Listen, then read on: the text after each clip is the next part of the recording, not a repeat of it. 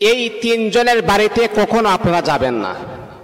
তারা যদি আপনাকে দাওয়াতও করে তারপরে তাদের দাওয়াতটা কখনো রিসিভ করবেন না, অ্যাকসেপ্ট করবেন না। আপনারা এই তিনজনের বাড়িতে যদি আপনাদেরকে দাওয়াত করে তারপরে তাদের দাওয়াতটাকে আপনারা মিস করবেন, কখনো যাবেন না।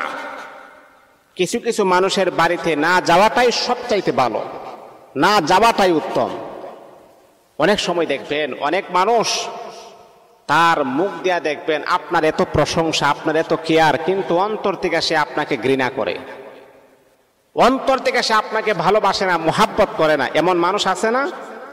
দেখবেন রাস্তাঘাটে আপনার সাথে দেখা হয়েছে, আপনাকে এত প্রশংসা, মানে প্রশংসার জোয়ারে আপনাকে বাসায়া দিবে, কিন্তু অন্তরে না।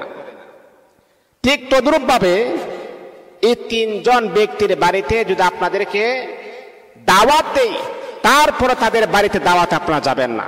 এর মধ্যে এক নাম্বার হচ্ছে এমন মানুষ যে মানুষ আপনাকে খাওয়ার পরে আপনাকে খোঁটা দেয়, মানে আপনাকে খাওয়ার পরে যে কোনো একটা জিনিস দেওয়ার পরে সে আপনাকে অনেক মানুষের সমাগমে, অনেক মানুষের সামনে আপনাকে খোঁটা দেয়, এই তোকে না আমি এটা